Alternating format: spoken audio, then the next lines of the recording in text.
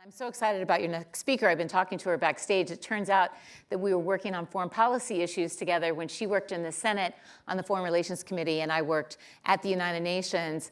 And now she's in a really big, visible role as executive director of Amnesty International.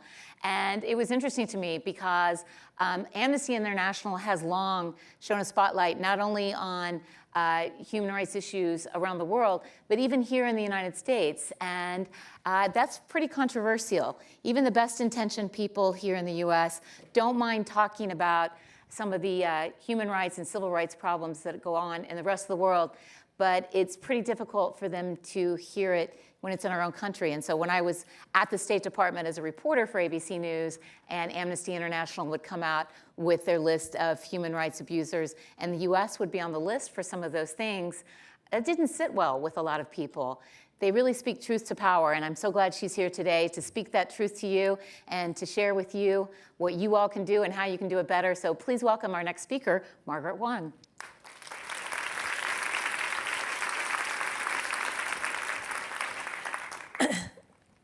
Good morning. Hi, everyone. I'm sorry, I'm going to need that clicker from you. Apologies, Rebecca. Hi, everybody. I'm so glad to be here with you. My one job was to give Margaret her clicker. Thank you. It's great to have some time with all of you this morning. Thank you for joining us. And I'm going to talk a little bit about activism and what it looks like today in 2017. But to kick us off, I'm going to ask for a quick survey of the room. How many of you have written a letter in the last year? Raise your hand. And how many of you have written that letter with pen and paper? Oh, you are the best. You are my kind of people. My organization, Amnesty International, believes in letter writing as activism. Last December, we actually gathered hundreds of thousands of activists around the world, and we wrote millions of letters, and we sent them to people who were being held in prisons, many of them unjustly, and we sent them to governments demanding that they release them. And in many ways, writing letters feels a little archaic in the year 2017, and yet, writing letters works. We actually had the opportunity, this is my child writing letters, I got so excited I forgot to show you that picture. We actually discovered that writing letters can get people out of jail and can change laws. This is one of the people we helped to free. Huang, who was a student activist in Myanmar, was arrested for promoting democracy, and our letter writing campaign helped win her release. This is Yesenia Armenta, a woman in Mexico who was arrested and then tortured and raped by police into confessing a crime that she didn't commit. Our letters got her out of jail and returned to her family. This is Moses Akatuba. Moses was 16 years old when he was arrested for allegedly stealing 3 cell phones in Nigeria. The Nigerian police tortured him into confessing, and he was put on death row. Amnesty's letter writing campaign not only got him off of death row, but out of prison.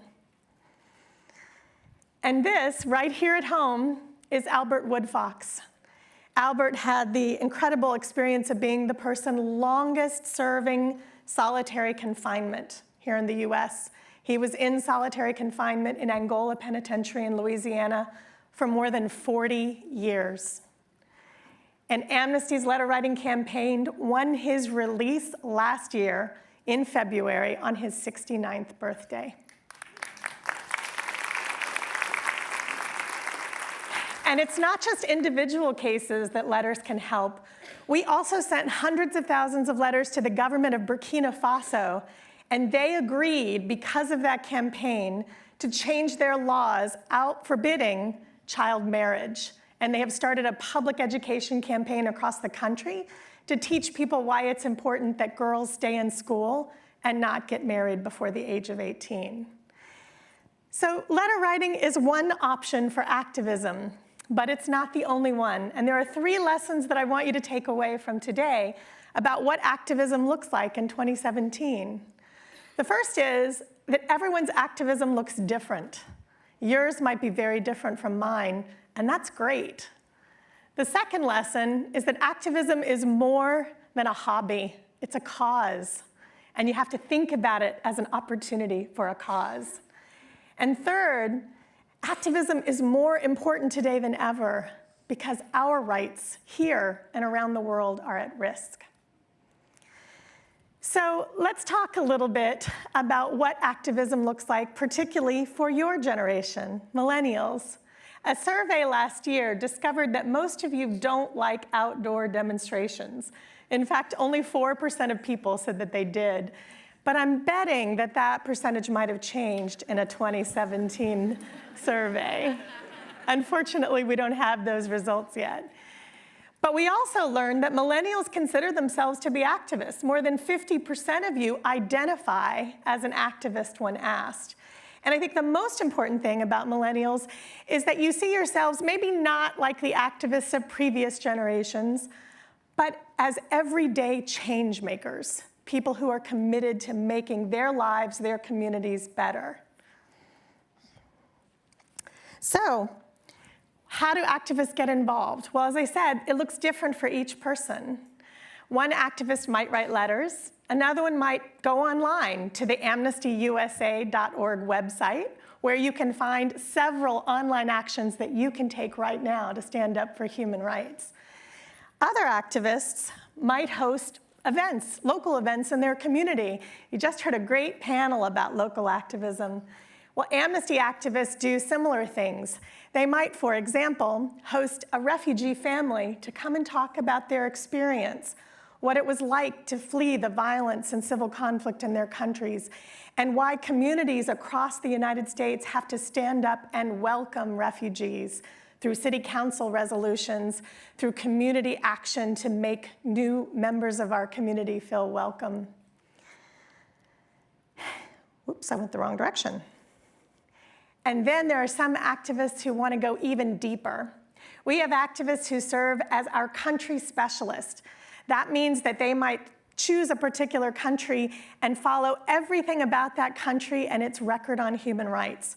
And when that country comes up in the news, they are actually our spokespeople to the media, to policymakers. They represent Amnesty's positions on human rights. And we train other activists to be our legislative coordinators, where they're actually the front line organizing in their community to deliver policy messages to their members of Congress on a human rights agenda. But remember, activism isn't just a hobby, it's also a cause. It's something that not only makes your life better, but the lives better of people around you. A study has shown that activism does a lot more than just influence the person who's doing it. So for example, your activism might actually inspire a lot of others to follow your lead, especially when you post about it on social media. Other evidence shows that activists actually have longer lives. They have healthier lives because they care about their community. And activists get a lot of benefit out of volunteering because it actually advances their career goals. It trains them in skills that they can use in their daily work, and it helps them build relationships with people who can actually be an asset in looking for a job. Perhaps if you're wanting an even greater reason, activism is also shown to make you more attractive. According to Ranker, people rated the qualities that make folks most appealing to other people. And amongst the top are moral values, compassionism, and supportive nature. And those are all things that you demonstrate amply when you are a volunteer and an activist. So remember, you're actually helping communities get stronger, but you're also making yourself more available and more part of the community in which you're part of. And now we get to the point of why it's more important today than ever. We've seen across the country a growing division, all kinds of efforts to split communities and to not find ways to work together. And no matter how you feel about our political system, nearly everyone agrees that it's getting harder and harder to reach consensus about really important national issues. Often, politicians seem to be pulling us apart, rather than bringing us together to find answers. Our Bill of Rights guarantees the right to freedom of speech. And yet, just in the last few months, we've seen reporters attacked for asking politicians questions. We've seen police use tear gas and attack dogs on peaceful protesters. And we've seen 19 states across the country introduce bills to criminalize or restrict peaceful protest here in the United States. What do these bills look like? Well, in several states, legislators have introduced bills that would actually increase both fines and jail time for protesters who obstruct traffic. The list of states that have done that include Minnesota, Washington, South Dakota, Indiana, Florida, Mississippi, and Iowa. 3 states, North Dakota, Tennessee, and Florida, actually introduced a bill that would allow a motorist to run over a protester on the side of the road if it was accidental without any criminal liability. And 2 states, Michigan and Colorado, introduced bills that would allow businesses to sue protesters who were protesting against them. This is the new era of activism in the United States, and that's why it's more important than ever that we all stand up and get active. So as you leave here today, I want you to take with you the 3 lessons about activism. Remember, your activism can look different than anyone else's. That's great. Remember that it's not just a pastime or a hobby. It's a cause worth fighting for. And remember that it's more important today than ever before because all of our rights are at risk. We have a saying at Amnesty International, it's better to light a candle than to curse the darkness. I hope as you all leave, you'll find many ways to light candles for the causes that you care about, and thank you for being here today.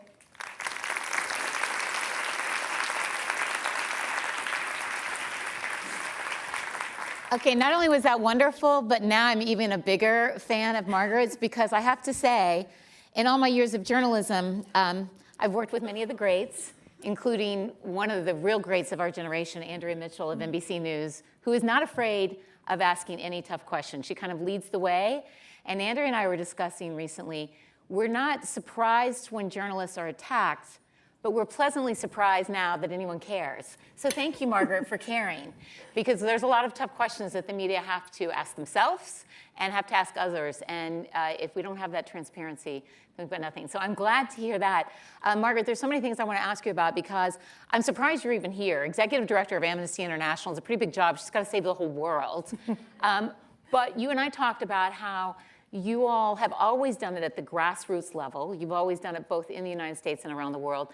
But you said now you all are especially active at the state level. Mm-hmm. And I think that's going to have a big impact, and I think people aren't fully aware.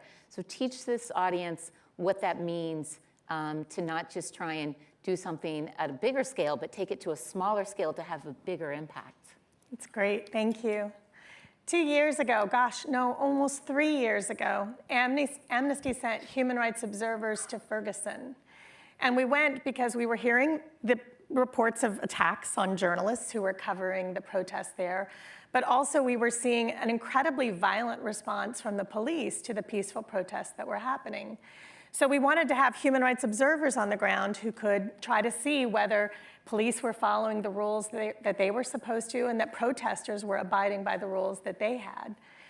And what we learned is that in the state of Missouri, police are allowed to shoot anyone who's running away from them. Let me say that one more time. Police are allowed to shoot anyone who is running away from them. So what we realized is that Officer Wilson, who had shot Michael Brown, could not be prosecuted for his crime. And we thought that must be the worst law in the United States. So we checked, and we looked at all 50 states in the District of Columbia. Not unique. And we discovered that not a single state meets the international standards on the police use of lethal force. So for the last 3 years, we have been campaigning at the state level in Missouri, in Maryland, in Washington, in Louisiana, and New York, and other states across the country, asking state legislators to change the law and to, at the very least, adopt the standards that should be protecting all of us when the police pull out a gun and use lethal force. Including the police. I've done training simulations with the Montgomery County Police Force here in Maryland as part of Leadership Greater Washington, where we were all surprised to learn that police are trained to shoot at the largest mass. So they're not trained to shoot at your knee. You'd have to be a really good sniper to be that.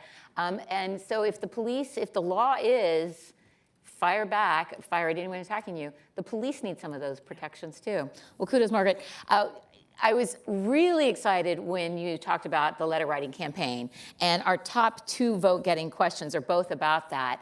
So I want to ask you about that. The first question is, how do you figure out how much of a result can be credited to specific actions like a letter writing campaign? So when do you know that was the trigger that really did it? And then the follow-up to that would be the second most popular question, which are, what are the best elements a letter should have to have an intended impact? So 2 really good questions to start off. That's great. So first of all, how do you know it was the letters that made any difference? Absolutely. And to be fair, people have campaigned for the release of these folks for many, many years in some cases. Usually, we select cases for the December letter writing campaign that we think are ready for a really concerted, highlighted action, that we think that the public attention and the international scrutiny of the case could actually make a difference. So the same way you're strategic when you take a case to the Supreme Court. That's right. You pick the lesbian couple in New York who are the most loving and the most able to resonate across the board, and that the country may be ready to hear from when you want to legalize gay marriage. So you're using that strategy. And then related to that, the second question of what has to be in the letter, the key is that you have to target the right official who can make the answer happen. So it's not just a letter to the president of the country or to the head of the parliament. It's probably to the warden who has the ability to release the person and let them go, or to the official that can grant the pardon for someone.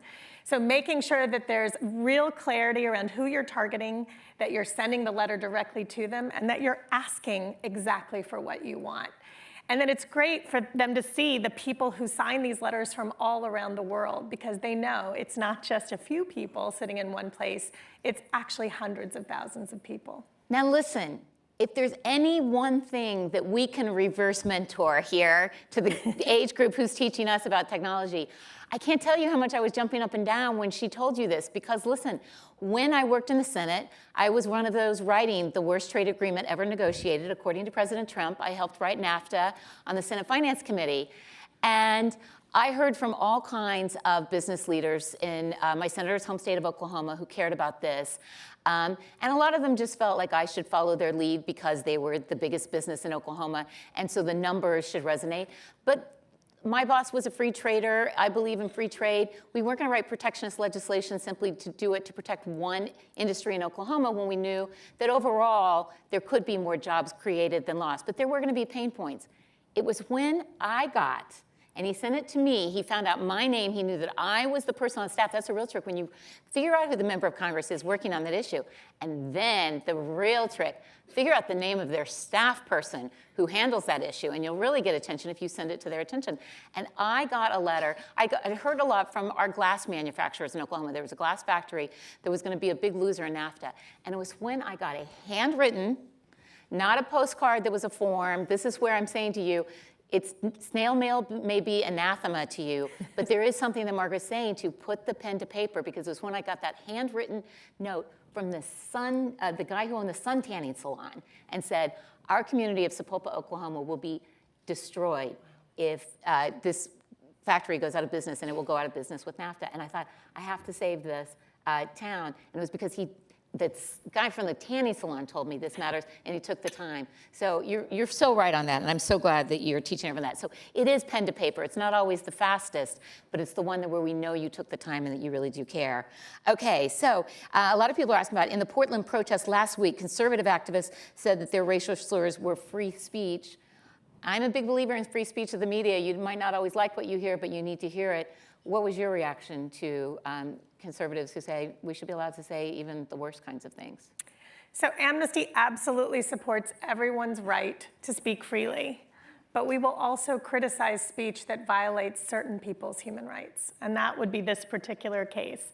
I will advocate for anyone to have the right to say what they want, but then I'm going to criticize them if what they've said has violated the rights of anybody else in my community. And that's how we make the world a better place. Well, so flip on that. A lot of people are asking, what are your thoughts on anonymous activism? And maybe the only way for some people to feel safe to have a voice, is it effective, or do you think everyone needs to stand up and be counted with a name attached to a voice? No, I absolutely believe activism has to reflect where your interest and your priorities are. There are times when anonymous activism is important, and I respect people's choices about why they choose to be active in certain ways and not in others. The key is to be active and to find your way to contribute and make this place a better one. So one of the most popular questions, not surprisingly given this crowd, is that modern activists are often derided as slacktivists, and there's so much cynicism about millennials and their passion and purpose. I really encourage you all to go on our website at Kogod School of Business and get our millennial survey. It was the greater Washington area, but it really belies some of the mythology that's been created about you all, and you could fight back with some of the things that we found. But talk about how they get past those stereotypes. Yeah. And then part two, the next question that was getting a lot is, how do you change the perspective on activism so that it's not viewed as just a hobby? And the word you kept avoiding using is, you never called it a job. You always made it joyful, but it's a job, it's work. So how do you convince people, hey, this isn't just something fancy, this is the real deal, and we're very real about what we're doing? So I'm an Xer. And when I was growing up, we had the same slacker reputation. We didn't have the social media, but everybody believed that we weren't particularly activists. So I think this is just one of those things that generations are always going to pass on to the next one. You could never possibly be as active and as impressive and as impactful as the ones that came before you until you are, which you're already doing. I think the key around activism and really making sure that people feel that they can contribute what they can bring to the table. I think for all of you, what's really important is to make sure that you find the things that do speak to you as a cause. It's not enough just to give a couple of hours to something that actually doesn't move you. What you want to do is find the thing that does bring you joy. And believe me, I get paid to be an activist, which is a pretty awesome gig. I totally recommend it. But I also There are far more jobs that don't pay. That's exactly right. And I volunteered a lot on the way to get to the job that I have now, even while I was working for social activist organizations. The key is to find the thing that moves you, that makes you feel that joy that you have done something for your community, for the issues that you care about. And when you do, there is nothing more rewarding than seeing the impact that you can have. It's why we try to celebrate our wins, and we try to let people know when they write a letter and it makes a difference. We want them to know that, because it makes you feel the satisfaction that you get just as you would from a paying job. So instructive. The issue I care most about is child abuse, and I have actually developed more strong professional relationships with people that I value through the charity work that I do, and I never did it with any intention of any professional benefits. Margaret, you've been a wealth of information, and let me just point to her as Exhibit A. She says when we worked together, when she was in the Senate Foreign Relations Committee, she was very young, very junior, and now she's running one of the most impactful organizations in the world. So you never know where you start and where you're going to end up. So Margaret, thank you so much for sharing that wisdom today. Thank you so much. It's a pleasure.